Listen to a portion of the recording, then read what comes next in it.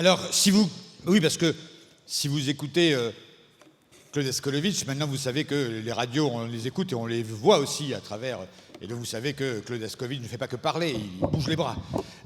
Et il m'a donné l'occasion, pendant quelques minutes, d'être dans la peau de Nicolas Demorand.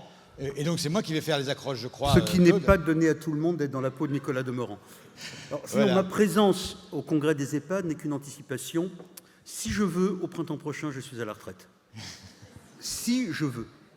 Et ça, c'est une liberté, mais rare. Si je veux. T'en es où, toi, Luc? Moi, on fait comme on essaye, mais je crois que... Alors, pour la ministre de la Culture, on s'en occupe. Oui, alors voilà. Tout le monde avait eu la pudeur de ne pas évoquer... Bon, pardon. De ne pas évoquer cet épisode qui m'a donné une visibilité médiatique non négligeable. Mais là, je crois que tu nous parles de Lucia. Absolument. Lucia, qui a un air amusé, peut-être un peu sarcastique, et ses cheveux gris en couronne un peu hérissés, vaguement punk, ajoutent à son charme, disons, allez, elle a l'air de se foutre de nous sur les photos que j'ai vues d'elle sur les sites du Parisien et de Midi Libre. La photo du Parisien étant plus floue que celle de Midi Libre, où Lucia est en chemise devant une table où elle froisse un bouquet de fleurs, mais cela n'est pas étonnant puisque Midi Libre a repris lundi cette photo de la page Facebook de la petite fille de Lucia, Aurélie. Et forcément Aurélia, quand elle avait posté son message dimanche, avait choisi une photo jolie pour nous parler de sa grand-mère. Mais la photo floue, mais pas au point d'être inutilisable du Parisien, mise en ligne aussi dimanche, a le mérite d'être plus adaptée à l'information. Lucia y porte un manteau bleu, elle se tient le menton et elle pose devant un mur de métal dont la couleur et les gros rivets me font dire qu'il s'agit d'un morceau de la Tour Eiffel. La Tour Eiffel que Lucia avait visitée vendredi avec son EHPAD parisien quand elle avait disparu à 16h30, prise par la foule, alors que les pensionnaires s'étaient rassemblés près du pilier nord. L'accompagnateur avait eu un instant d'inattention. Alors j'ai lu cela dans l'article du Parisien et en le lisant, je me suis demandé pourquoi un accompagnateur de vieillard pouvait laisser son attention flotter. Et je me suis demandé cela parce que forcément les histoires qu'on lit dans les journaux dérivent vers nos propres peurs et vers nos colères ou nos angoisses. Parce que je n'ai pas pour l'instant de vieillard en EHPAD, mais j'ai un petit-fils en maternelle et lui aussi fait des sorties en groupe et les accompagnateurs, j'espère, sont sous tension. Mais sans aucun doute, mon petit-fils est moins vulnérable que Lucia, dont j'ai lu qu'elle mesure 1,55 m, qu'elle parle français et italien. Et lisant cela, je me demande quel fut son parcours et sa vie avant d'être un petit bout de femme de la taille de ma maman, que j'embrasse, plus âgée qu'elle, 92 ans, Lucia, que des caméras de surveillance avaient repéré marchant quai Branly, donc ce vendredi 12 juillet. Lucia, dont je disais qu'elle était désorientée, elle avait Alzheimer. Mon père a eu Alzheimer, mais il n'a pas eu le temps de se perdre avant de s'en aller. Les journaux, je vous l'ai dit, sans le savoir, parlent aussi de nous. Alors, entre la disparition de Lucia et sa médiatisation, il s'est écoulé un peu plus d'une journée de recherche et de peur. Le post Facebook du Parisien, lundi soir vers 22h, parce que les journaux postent leurs articles sur les réseaux sociaux, était titré ainsi « Avez-vous vu Lucia, 92 ans, atteinte d'Alzheimer, disparue près de la Tour Eiffel ?» Ce qui sans doute avait été le premier titre de l'article en ligne sur le site du journal, titre qui pourtant avait été modifié dès 21h08. Les mises à jour des articles de journaux ne se reflètent pas forcément sur les réseaux sociaux. L'article actualisé est toujours ainsi titré « Lucia, la nonagénaire atteinte d'Alzheimer qui avait disparu près de la Tour Eiffel, retrouvée saine et sauve ». Car oui, Lucia a été retrouvée, prise en charge par les pompiers, et je la suppose, je l'espère, aujourd'hui de retour dans son EHPAD. Sa petite fille a orné son post Facebook du mot « retrouvé », mais Midi Libre, lui, a conservé en ligne, sans que j'ai trouvé de mise à jour, l'article inquiétant qui parlait de sa disparition. Article posté lundi, alors que Lucia avait été retrouvée dimanche. Parfois, nos journaux périment avant même d'être lus. Et oui, aussi à l'âge d'Internet. Mais nous ne sommes journalistes que des êtres faillibles, pétris de bonne volonté. Et cette histoire t'a intrigué au-delà de Lucia?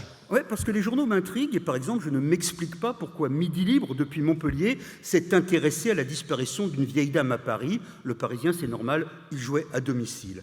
Alors je me suis dit que peut-être, et je suis allé feuilleter le site du journal, peut-être Midi Libre avait un contexte local qui mettait mes confrères en alerte. Peut-être est-ce dans ce journal une préoccupation constante.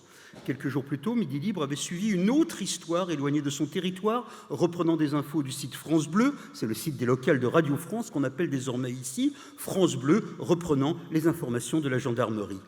Midi Libre, donc, suivait l'histoire de Inge, une dame de 90 ans aux doux cheveux blancs, portant lunettes et marchant avec une canne, qui était née en Allemagne et dont, lundi 8 septembre au matin, la chambre était vide à l'EHPAD de Brantôme en Périgord, en Dordogne.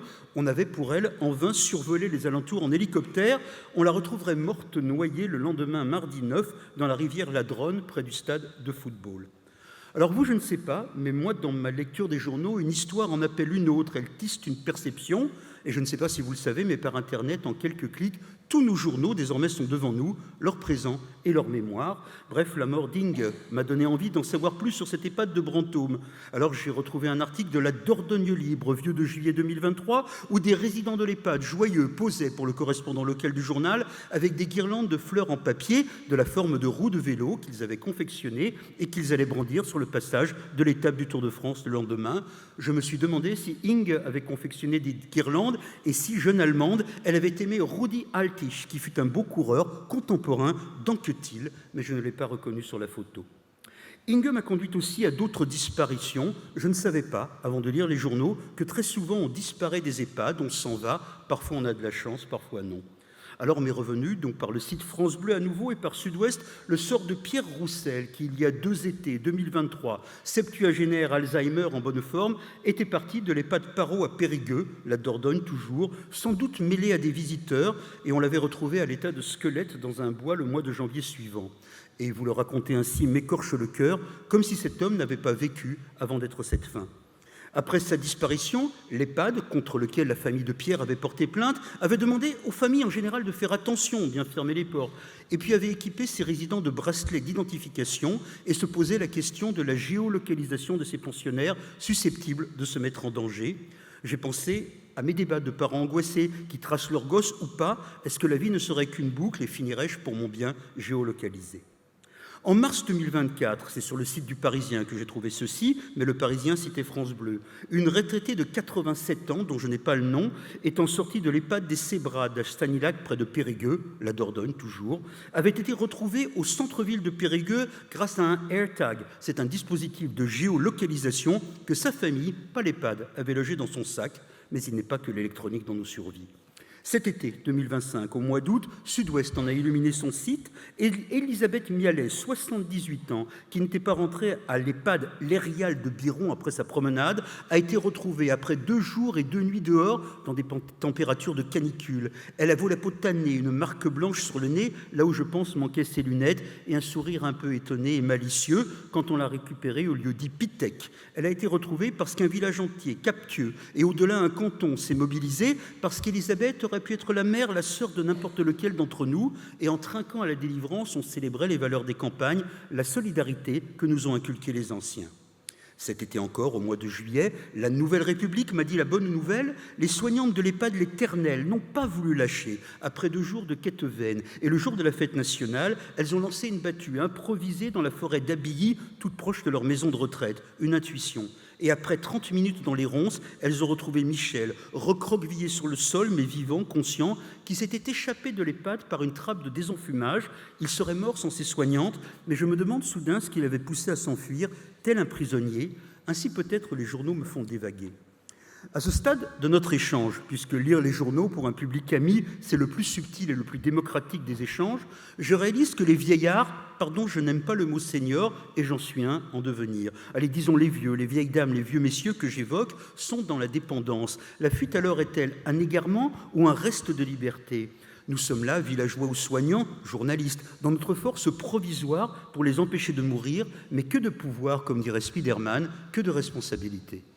Et tu ressens dans les journaux la vulnérabilité des personnes âgées. C'était pas facile à dire, je l'ai mis exprès. La C'est vulnérabilité des là où personnes âgées. tu vois que Demorand, c'est un métier quand même. Hein. Oui, et je réalise que nous ne savons pas parler d'eux, je m'inclus aussi, autrement que dans cette vulnérabilité. Autre exemple cette semaine. Au départ, c'était une histoire dont le sordide m'a semblé banal, tant notre perception a été marquée par les scandales révélés par le livre Les Fossoyeurs, qui racontait l'indignité d'EHPAD du groupe Orpea. Alors, spontanément, je n'aurais pas fait tellement attention donc à la fermeture ordonnée jeudi dernier par l'Agence régionale de santé de l'EHPAD Clos Saint-Martin de Pélissane, Bouches-du-Rhône. Et pourtant, ce que j'en ai lu, entendu entre France Bleu ici, La Provence, RTL, France 3 n'était pas anodin. Je vous mélange les sources.